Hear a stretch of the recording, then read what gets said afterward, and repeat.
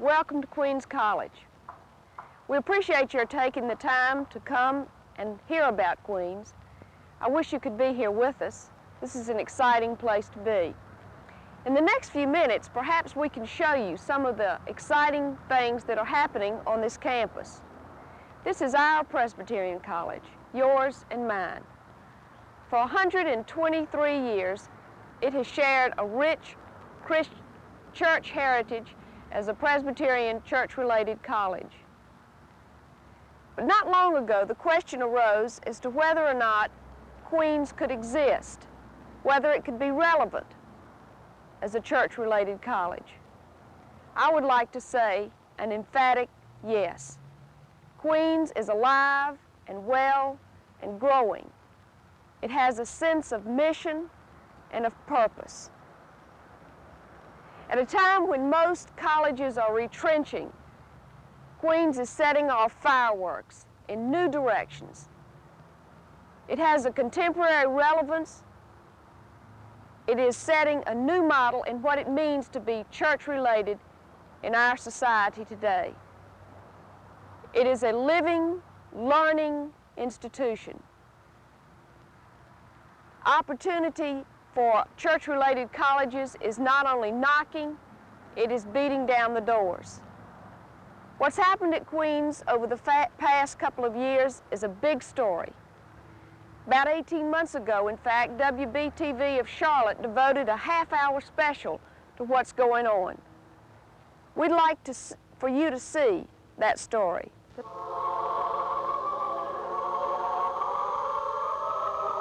Queens College, nestled away in the Myers Park section of Charlotte, has had a distinguished history of educating young women for 122 years. But as demands and interests changed, the value of an education at an all-female institution was seriously questioned. The result has been that more and more college-age women are attending co-educational colleges and universities. And in recent years, Queens has felt the force of that movement. Student enrollment at Queens had begun to decline, which increased the financial burden on those who remained. The college had to raise $3.5 million and attract a minimum of 150 freshman women for 1979 in order to remain a viable institution. Queens exceeded both goals, but the result is a college which no longer educates traditional undergraduate women only. In a moment, a look at the Queens College story.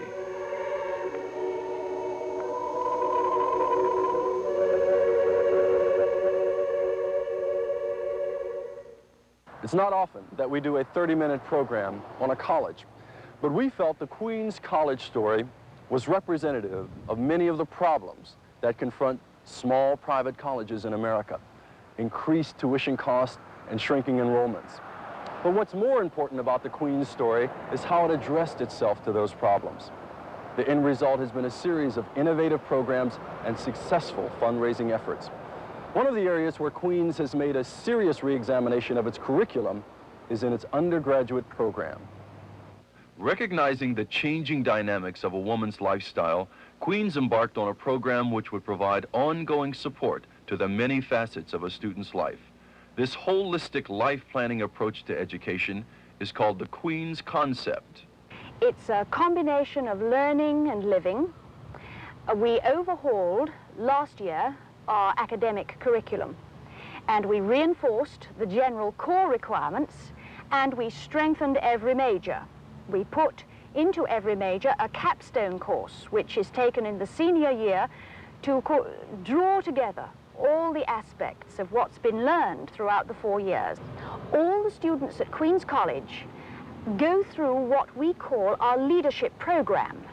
Now, Betty Chafin, and I'm sure you know her, is the person who took a very strong leadership role in determining the shape of that. And what it really does is to acknowledge that each one of us is responsible for her own life. We all have to learn decision-making and assertiveness. We have to know the skills that go into making decisions, put them all together in all phases of our lives. Then another important part is the work of each student inside the Career Center. When students come to Queens, and I mean in the freshman year, they are immediately introduced to the staff of the Career Center, and they start the processes of counseling, career counseling, in terms of life planning. I'm thinking of a career, you know, not in terms of a job at all, but in planning for one's total life, and also the social activities of Queens, the cultural experiences that we provide them here. They must be of quality. And so everything in the student services area, the leadership program, the career center, plus the academic work of the college, all combine to make the Queens concept. It's a very exciting idea in higher education, Lester. Mm-hmm. Does Queens College have to contend with a finishing school image? If it does, it shouldn't have to so contend, because Queens is not a finishing school. I hope this is a school where we embark women upon exciting courses for their lives, not when we finish them. All I've talked to you about this afternoon, and I know what you will hear from other people in the college, is the preparation that we give for the future roles of women. That's what we're concentrating on. Our energies in preparing women for leadership roles, in the church, schools, in business and industry, that shouldn't suggest to you a finishing school. No, Lester, that's not where we are now, and I'm pleased that that's so. Not all of the full-time undergraduate students at Queens are between 18 and 22. In its second year, the New Dimensions program enables older women to return to Queens and obtain a degree. Queens provides a support system of career counseling, peer group leadership workshops, faculty advisors, and financial aid for these returning women. Candace Marshall is one of the 122 women currently in the program. Coming back to college after being away for whatever amount of time tends to make one a little apprehensive. If you have the opportunity to have some individual help, whether it be from counselors or from the professors, you have an opportunity to gain confidence that you may not have the opportunity to gain in a larger classroom where you can get lost in the shuffle. Rose, what do you find to be the greatest apprehension of women who are re-entering the academic world? Whether or not they can actually do the work that's required, whether they can compete with the young girls just out of high school. This is the thing that I find they're most apprehensive about. How do you help them overcome that? By my own experience, I say you can compete with them, because in many instances, people who have gone to school 1 year out of high school have done poorly, but then when they come back in later, they're much more dedicated. They're determined that they're going to make good grades. They set higher standards for themselves than we do, and they get a great deal more from their schooling at this time as opposed to earlier in their lives. Do you feel that's true, Candace? Do you feel like you're getting more out of it? Absolutely. When I was in college at a younger age, my motivation was at a much lower level than it is now. I'm doing this for me. I'm not doing it for my parents. I'm doing it for myself, and I'm harder on myself than anyone else is. So the motivation is definitely there. In the evening, the makeup of the college changes even more drastically. Men and women pursue degrees in psychology, English, and business administration under Queen's new college program. Structured primarily for working men and women, classes are scheduled at nights and on Saturdays, enabling a student to get a bachelor's degree in 4.5 years. Add to that 8,000 continuing and adult education students taking non-credit courses ranging from German to gymnastics. Plus, in January of 1980, Queens will offer its first graduate degree, a Master of Business Administration, for which there has been 600 applications for admission. That I've been transferred all around with my company, and am finally in a position with them that I've got the time to do it, and it just so happened that Queen started the program. What I've really been impressed with is the way they try to fit it into the needs of career people. I was talking to the program coordinator for the new college the other day, and found that they're going to try to have more Saturday classes now because of the popularity of them so far. So they're trying to personalize it to our needs. We have several traditional college students, and they're very refreshing and very smart. So you are impacting with some of the traditional students here at Queens? Yes, we have traditional students in our class. Uh-huh. And we learn from them, and hopefully they learn from us, because we have been out in the business community. So it's a double benefit. The primary impetus for this program explosion is Dr. Billy O. Wireman in his second year as president of Queens College. Formerly the Dean of Finance and Business Administration at Rollins College, his business and marketing influence is unmistakable in the design of the new programs. Since coming to Queens, I've attempted to engage the community, the trustees and the faculty and the alumni and students in an overall comprehensive strategy which would deal with Queens' point in time, the changing demographics, its excellent location in Charlotte, its tremendous reputation. And in formulating that strategy, we feel that we have arrived at a niche for Queens in Charlotte and North Carolina higher education. It makes a lot of sense. So this whole area of new markets, what can this group of people do with these facilities, these strengths at this point in time? That's a reflection of the principle of not looking at a situation and saying what is or what do you see and asking why, but looking at what is not and asking why not. That's conceptually different, I would argue, than just looking at things as they are and saying let's continue exactly as we have in the past. Looking at the undergraduate program specifically at Queens, Queens is an all-female institution, and we have to agree that that isn't as attractive to most college-age women as co-educational institutions. It costs slightly under $5,000 to enroll here, and the total number of college-age women nationally is declining. Can Queens College compete for those fewer numbers of women? You are absolutely correct. The number of 18 to 22-year-olds between now and 1990 will drop by 1 million students. There are 3.6 million high school graduates in the spring of 1979. In the spring of 1989 or 90, there's going to be 2.6.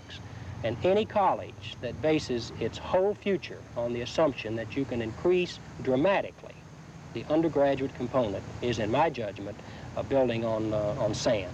That is why this new strategy to reach into the community, into the adult market, which is expanding and provide services, makes sense for places like Queens. So you're moving from a narrowly based concept with a limited and shrinking market to a diversified learning community, a number of learning communities with an expanding market. We want to preserve the strength of the undergraduate program, but we're not making unrealistic assumptions about growth. I think that would be a tragic mistake.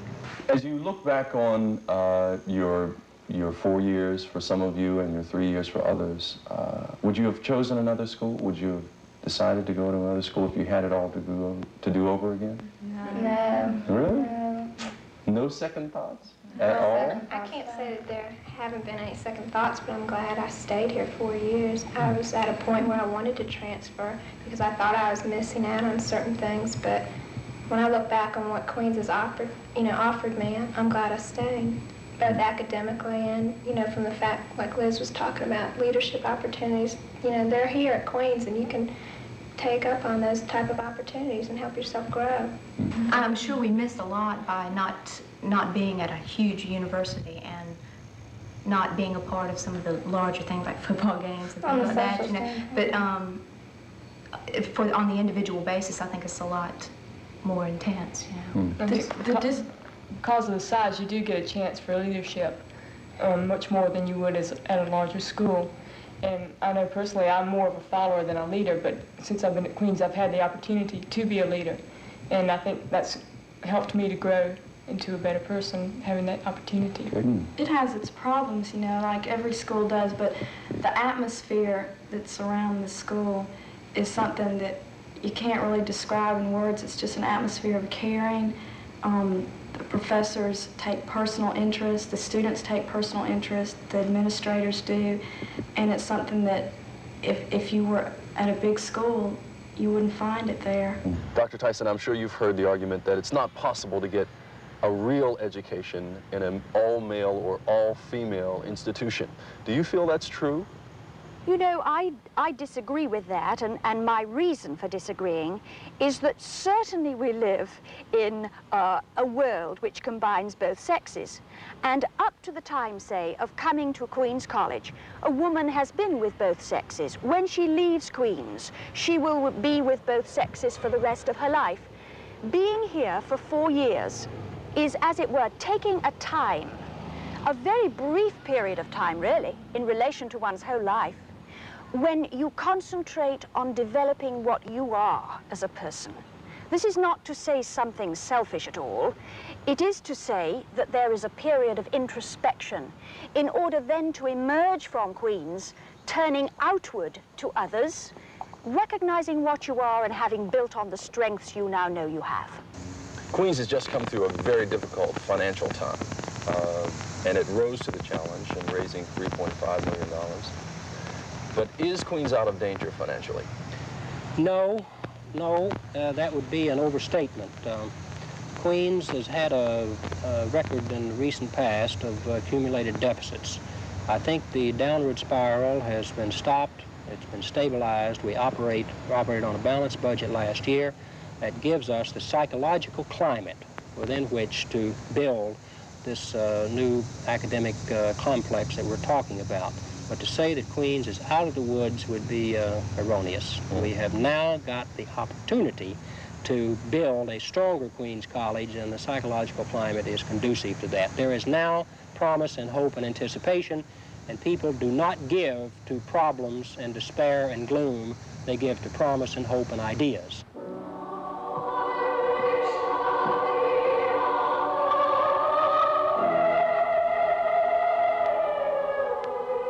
Even in the midst of its accelerated academic change, Queens' attachment and commitment to the Presbyterian Church is firmly in place. This church-college relationship is, in fact, central to the way in which Queens will continue to expand. Colleges have social and academic and economic imperatives. This college is here because it began with a theological imperative, and it has its relationship to the church now because the church accepts that theological imperative for higher education. I think that in fact, the greatest challenge facing the college is to relate to that tradition in all of its program, in continuing education, in the MBA program, and in New College, and in anything else it may get into.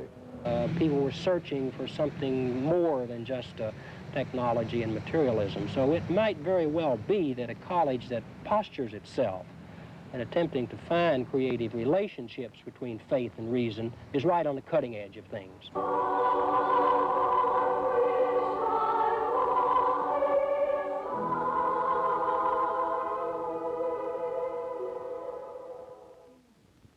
One of the reasons I wish you were here with me today is to meet some of the students and faculty and administration of Queens.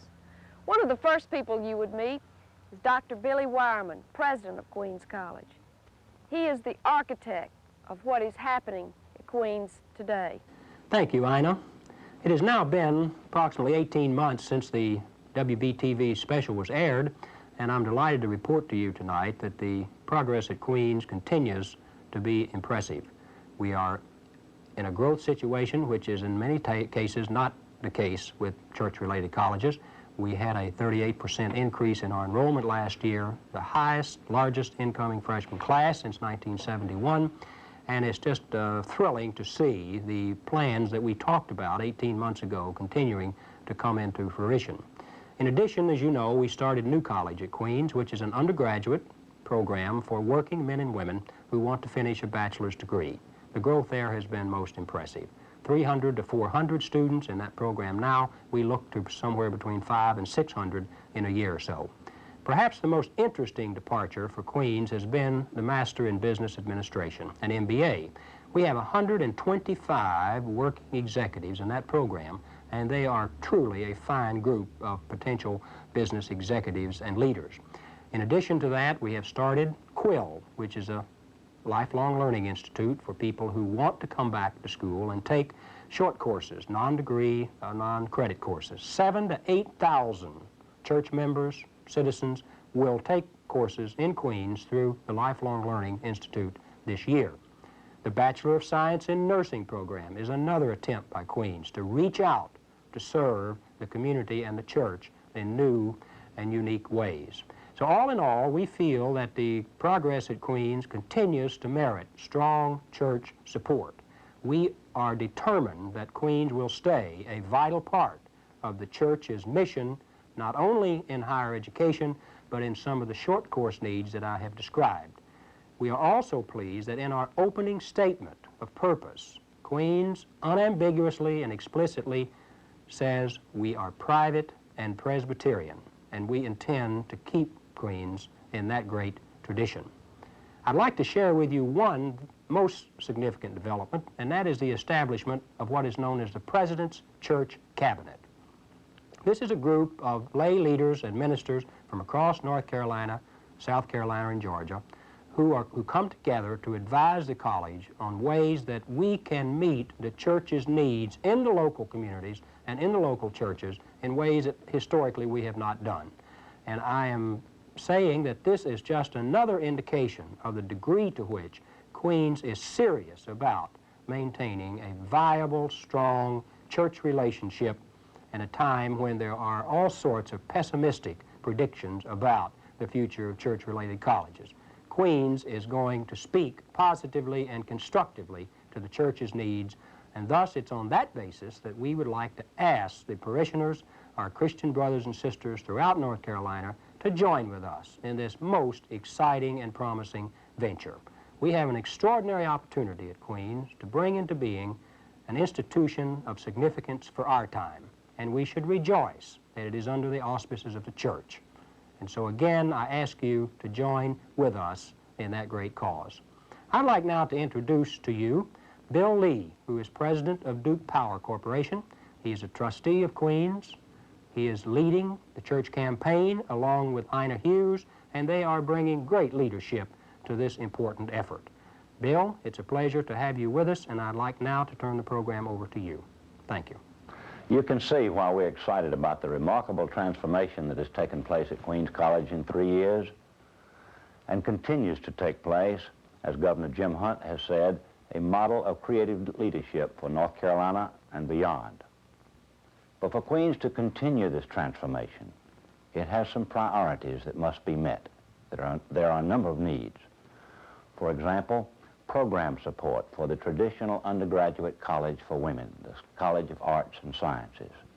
Working capital for the startup costs of the new programs like New College and the new graduate school. Support for scholarships for needy, bright young people to attend Queens.